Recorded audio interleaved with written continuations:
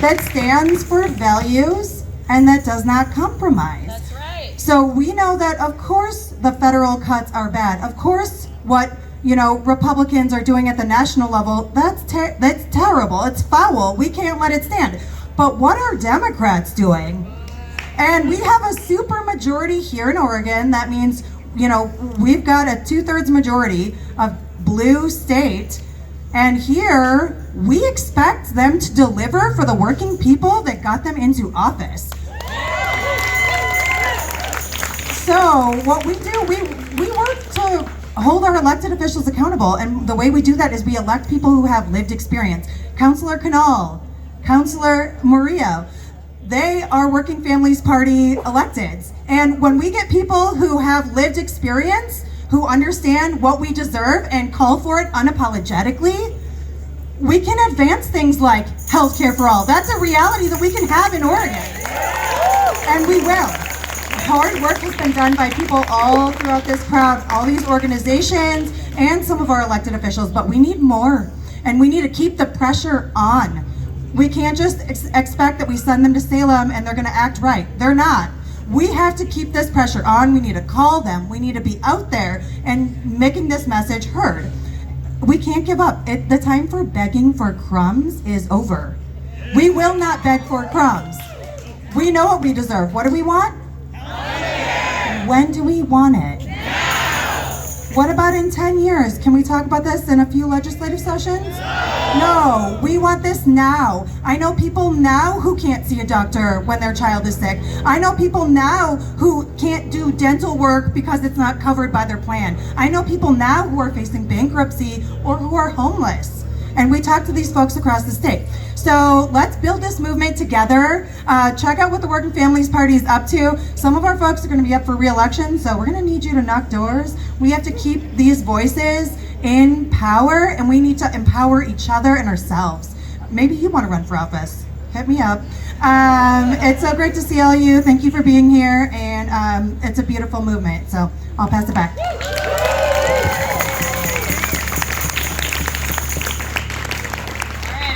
Inspired? Yes! Are we angry? Yes! Are we tired of corporate greed? Yes! Okay, last one. Are we tired of accountants sitting somewhere in an office telling us what care we can and cannot get? Yes! Okay, I want you guys to repeat after me. Corporate healthcare lets folks die. To say we need it is a lie. Corporate healthcare lets folks die. To say we need it is a lie. Hey, hey, ho, ho. Corporate healthcare's got to go. Hey, hey, ho, ho. Corporate healthcare's got to go. Hey, hey, ho, ho. Corporate healthcare's got to go. Ho, ho. Corporate healthcare's got to go.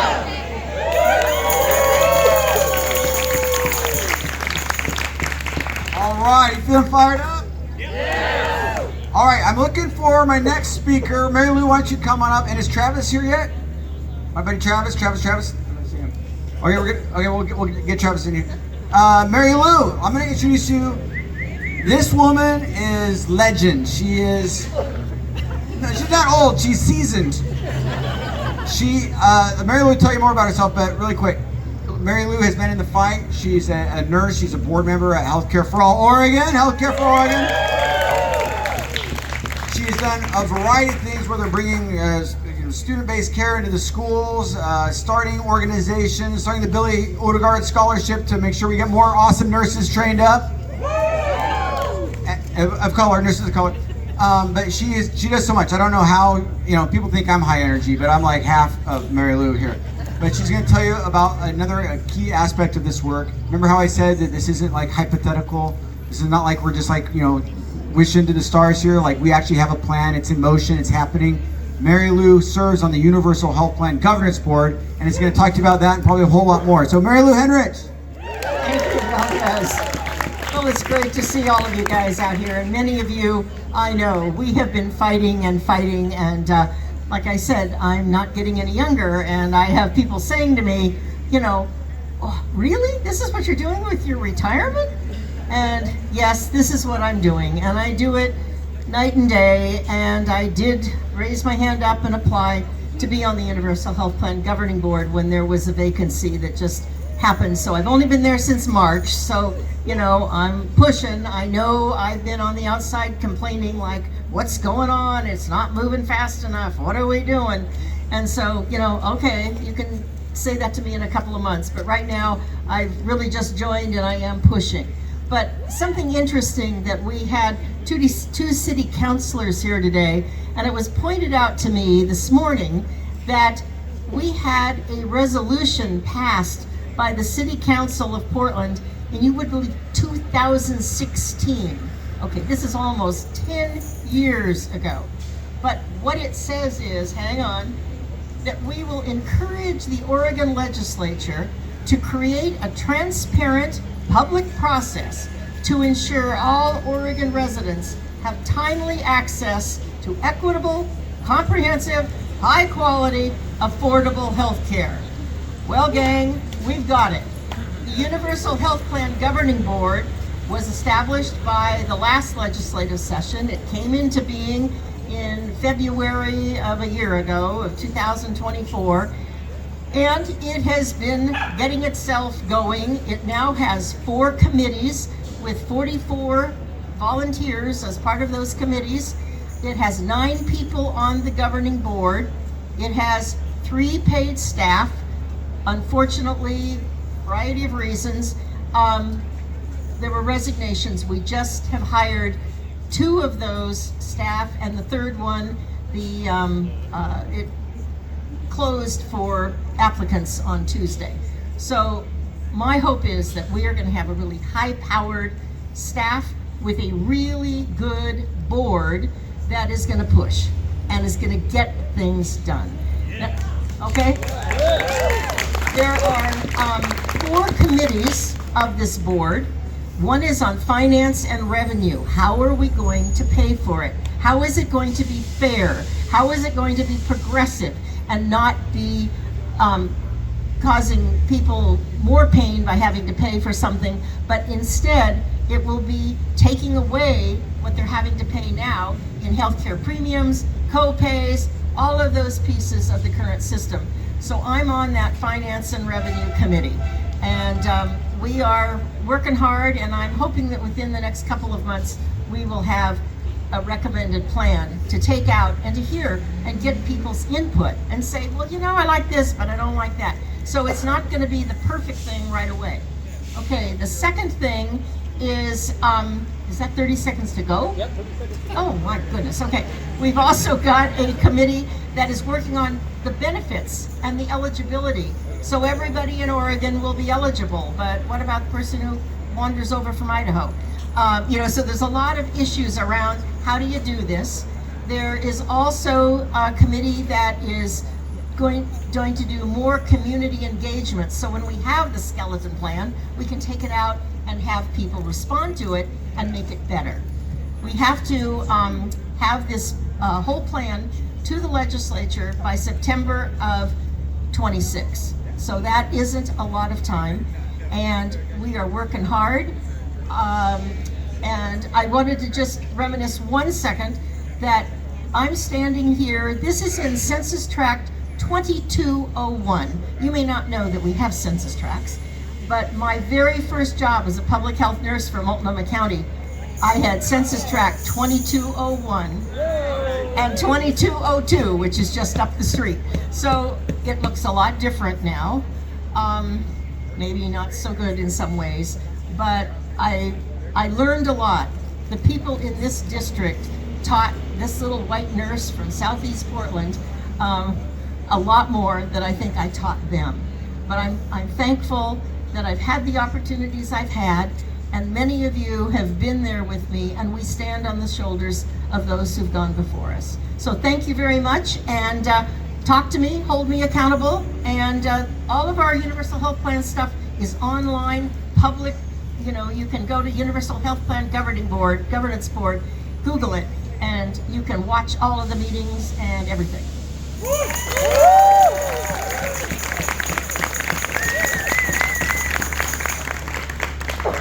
You want to do a little duet? Do it. You don't want to hear me sing. Talk about the harms of healthcare, hearing me sing. Okay, So next up, I mentioned earlier that I met Annie Naranjo Rivera, the state director for Working Families Party, back in 2015, 2016, when Bernie Sanders was running for office. And that campaign really ended up being kind of like one of these lighthouse moments where, just kind of like today's a lighthouse moment. There's probably a lot of you here that are making new friends, new connections. I'm hoping you're connecting with each other. You're going to be tabling afterwards. Because this is one of those events where people that have those like minds and have similar passions are coming together to connect, because people power is the only way that's ever going to change anything. So one of those people I met back in 2015, 2016, I was running to be a delegate, and I go to the state or the district delegate convention, and there's all these grassroots activists, and there was one elected official sitting there in the audience with us, and a guy by the name of Mark Gamba, who is our mayor of Milwaukee at the time, but now he's one of our awesome state representatives. So please put your hands together and welcome Representative Mark Gamba.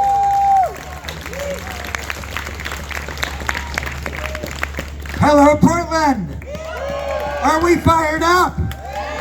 Are we tired of being the only industrialized nation on the planet that doesn't have universal health care? Yes. Really? Yes. Are we really fired up? Yes. Are we going to go down to Salem next year and raise hell? Yes. Because it will take that. Yes, it will. There is very little steel in those spines down there.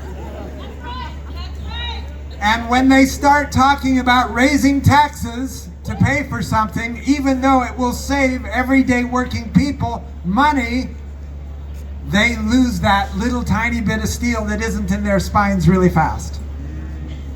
So it's going to take a serious, hard, full court press to convince people that we need this, and we need it now, and that Oregon can do it.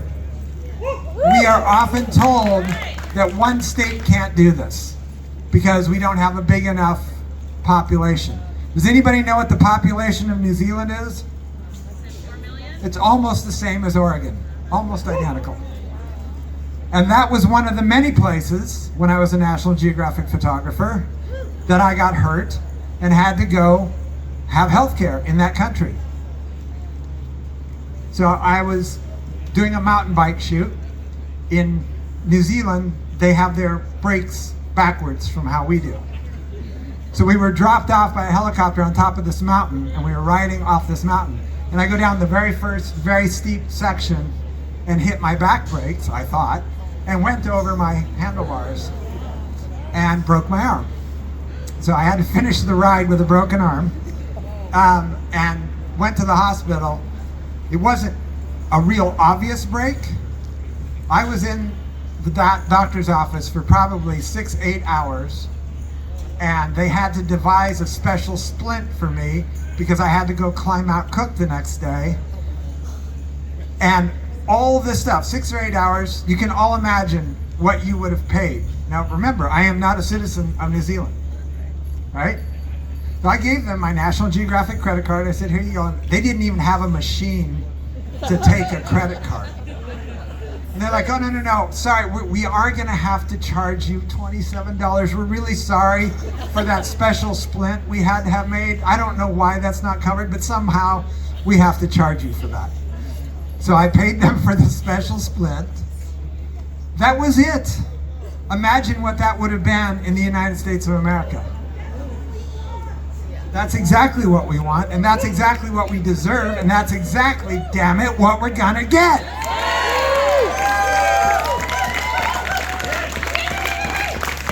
The only thing we lack, the only thing standing between us and universal health care is political will. That's it. So make sure your representatives know that you bloody well expect them to vote for that.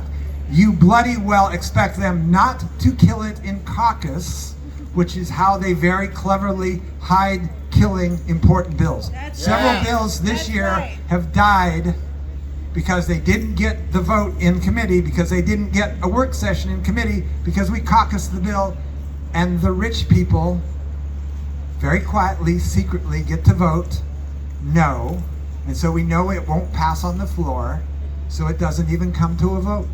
They never have to show their faces. That is the way it works. So, we have got to make them very clearly understand that if it dies in committee, they're out.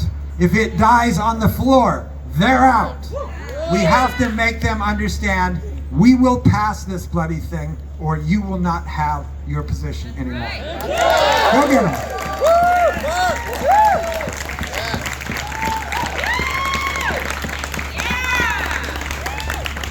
Hey, hey, ho, ho. Corporate healthcare's got to go. Hey, hey, ho, ho. Corporate healthcare's got to go. Hey, hey, ho, ho. Corporate healthcare's got to go. Hey, hey, ho, ho. Corporate healthcare's got to go.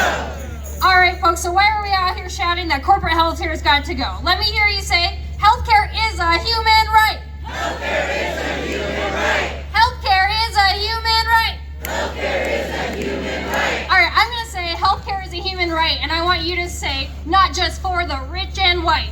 Healthcare is a human right. Not just for the rich and white. Healthcare is a human right. Not just for the rich and white. All right, that's all I got for you.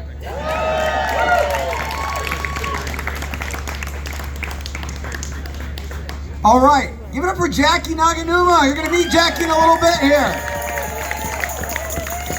You might be suspecting, but she is a nurse, an awesome nurse, an ONA represented nurse. And I always like to tell my nurse buddies, you know, you can't spell revolution without RN. So, hey, give it up for Jackie.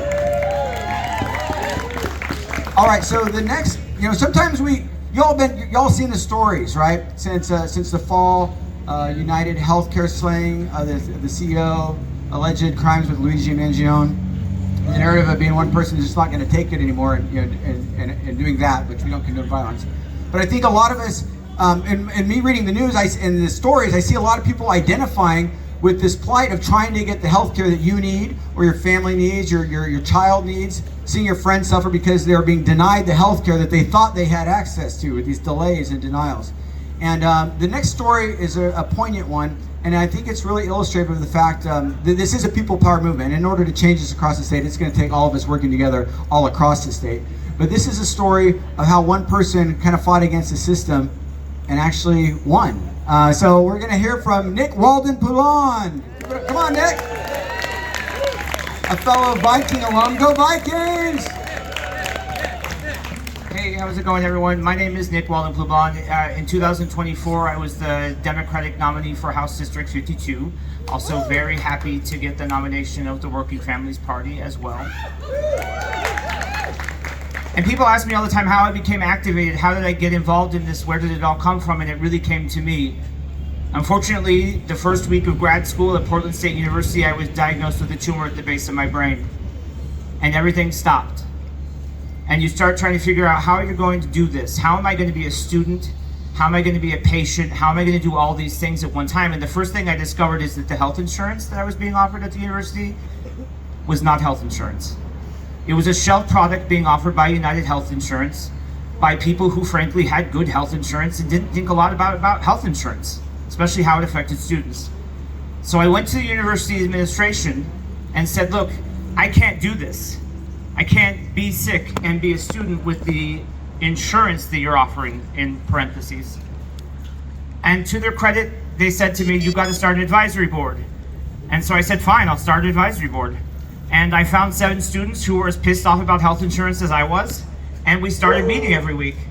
And within 3 months of holding that insurance company responsible, in 3 months of asking questions, of asking the university why were they making this deal, why were they working with this company, within 3 months of actually sitting down and talking to people, we fired United Health Insurance. And for the first time in many, many years at Portland State University, which has a long history, students negotiated their own insurance on behalf of themselves, all 28,000 of us. I became the chair of that board. I'm so proud of the work that we did. It's an insurance plan that was later adopted by OHSU for the purposes of their students, so it ended up helping more students as a result of it. The one thing I learned, in fact, I ended up working for the university for another decade as the student health advisor, because when it came time for me to graduate, they said you can't leave.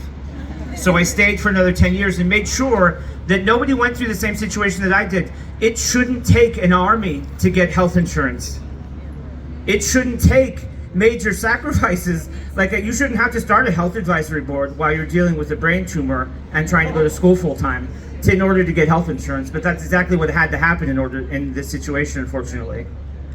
And I hear people say that we can't have health care for all, or that it's too hard, or it would have happened already if it could have happened. But when I hear that, all I hear is that we haven't done enough work yet. That we haven't tried hard enough yet, that we haven't pushed far enough yet, that stories like mine of students who end up in situations with thousands and thousands of medical dollars in debt don't get out there, unfortunately.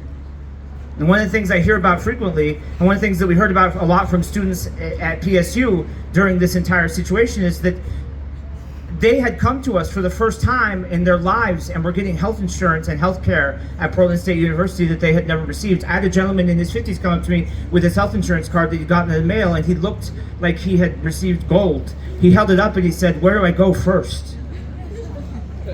That's really sad. It shouldn't be that way. We don't have to live in a society where that happens. So the point that I try to make is that we can push back, that we can stand up, that we can hold people accountable for the decisions they made. Actually, after we fired United, they offered me a job. It was in Idaho, which I love Idaho. It's a great place, but I could never work for United Healthcare, especially after I had worked so hard to make sure they got out of Portland State University and didn't come back. But that just shows you the kind of business deals they were willing to make. I mean, I think they thought if they brought me in, they could help hold other universities and hold the line, but it didn't work. Anyways, I want to thank you all for having me out here today. I want to thank you all for standing up for healthcare for all. I want to thank you all for the sacrifices that you make, and thank you for supporting people who have gone through major things like myself. Thank you very much.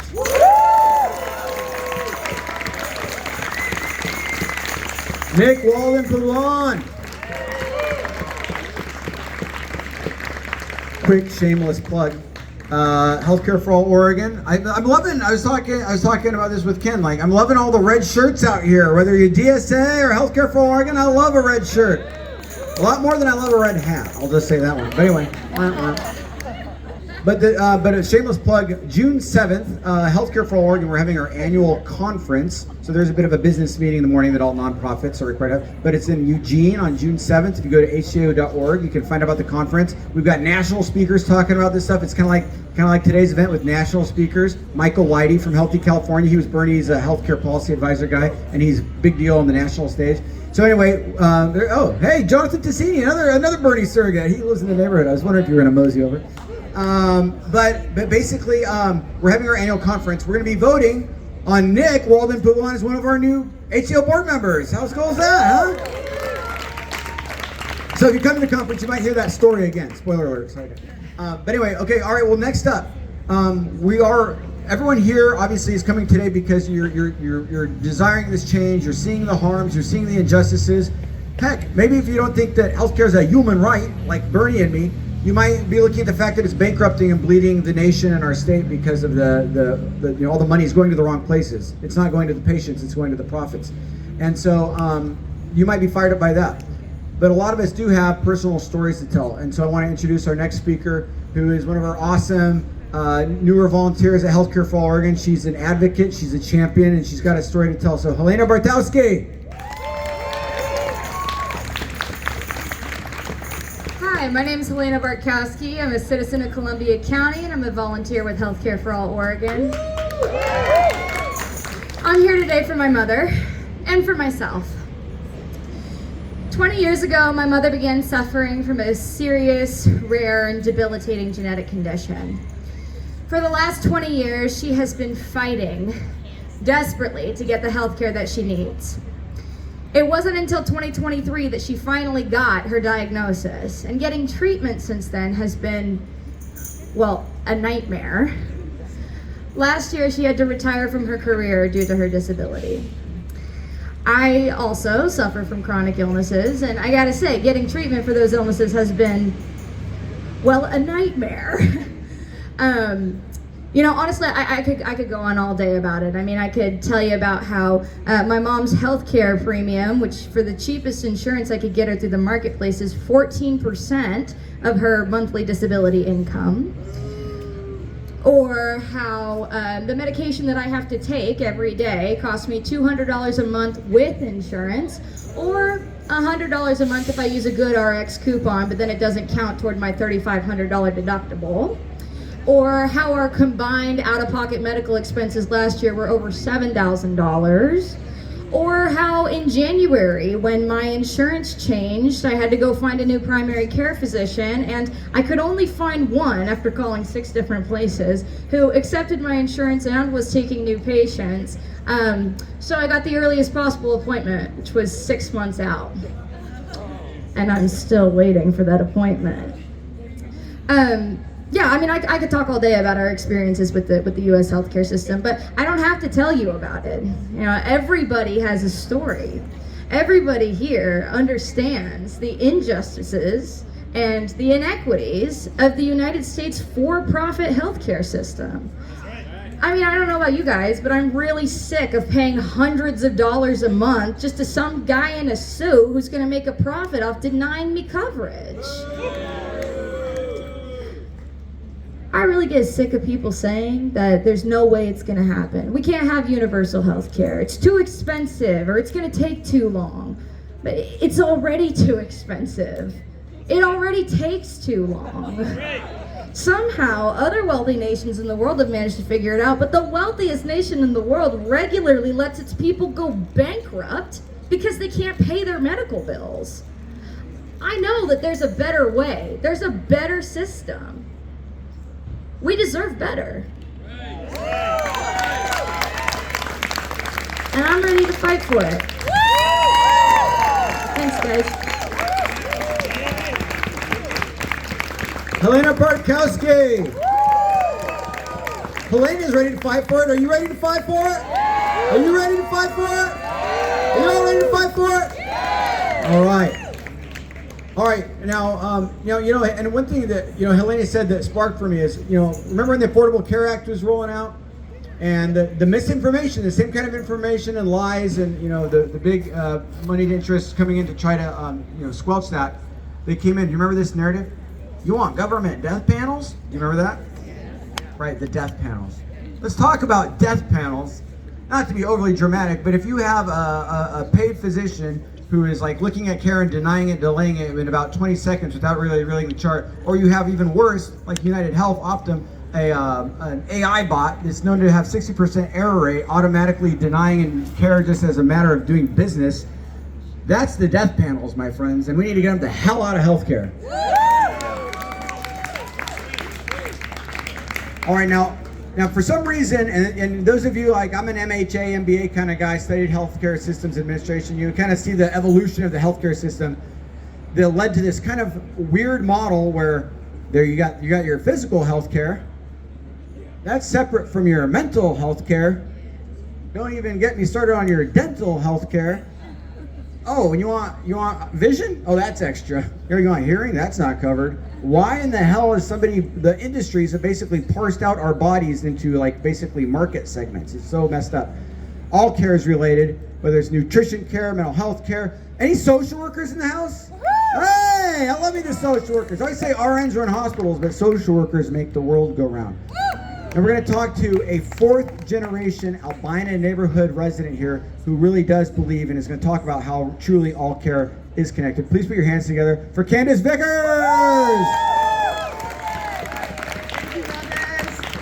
Good afternoon. Thank you guys for being here today. This is so important. As he shared, I am Candace Vickers. I'm a 4th generation Oregonian from this historic Black Albina community. That's what's up. Recognize the land we're on, right? I use she, her pronouns, and I am a mother of 2 amazing kiddos. And as Valdez shared, all care is connected. I'm also the executive director for Family Forward. We are a feminist, anti-racist advocacy organization. And We partner with parents and caregivers across this state to make sure that all care is accessible. Intergenerational care, child care, gender affirming care, all care is connected. My hope is that you all leave here today with that fire that's burning in you that got you here stoked, because the time is right now. Right now is the time to fight and to get loud.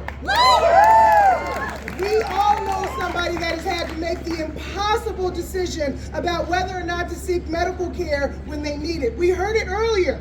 Whether to leave a child before they were ready to, just to get insurance from their employer because my job says when I can get care or not. It makes no sense.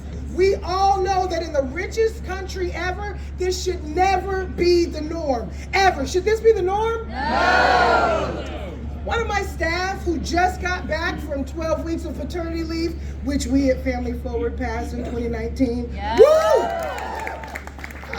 shared with me that she's been without the work-provided health. If she was without that work-provided health care plan that we offer, her family would have gone bankrupt to take care of her son's disability and the amount of care that they're going to need, not only right now, but moving on. And that is not acceptable. That should not be happening in this country, right? This shouldn't be happening anywhere, but especially here where we have the means to make care accessible for all. And we know that Donald Trump and the MAGA Republicans are doing the most to take from the working class with the sole goal of making themselves and other billionaires rich. Boom! They are delusional.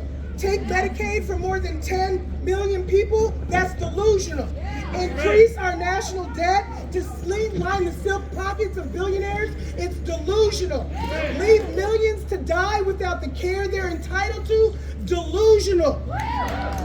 Damning the next generation to live a life begun without access to programs like Head Start, delusional. And we're not going to take it. We will not participate in those delusions, will we? No. It's not only cruel, it's evil, and it's immoral.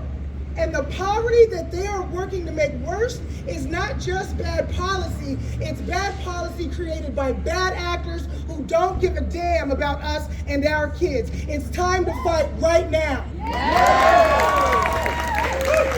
We know that billionaires and wealthy corporations just want to make it harder for families like ours, and it's working. But we're going to continue fighting no matter how hard it is, because that's who we are in Oregon, right? We have the opportunity here in Oregon to continue that fight with single-payer health care, to continue to be the model on things like single-payer, just like we are on paid leave. Let's be that model here in Oregon. If you haven't already, make sure you're registered to vote. And here in Oregon, we are unique in yet another way. We have more unaffiliated voters in this state than we have Democrats or Republicans. So please consider our Working Families Party. Let's show them that we can do it right. Get involved in this fight. Come see us at Family Forward. Become a community organizer. Let's make sure that Oregon is on the path to making sure that we continue to be that special state. Because we know that care in all of its forms cannot wait. Thank you.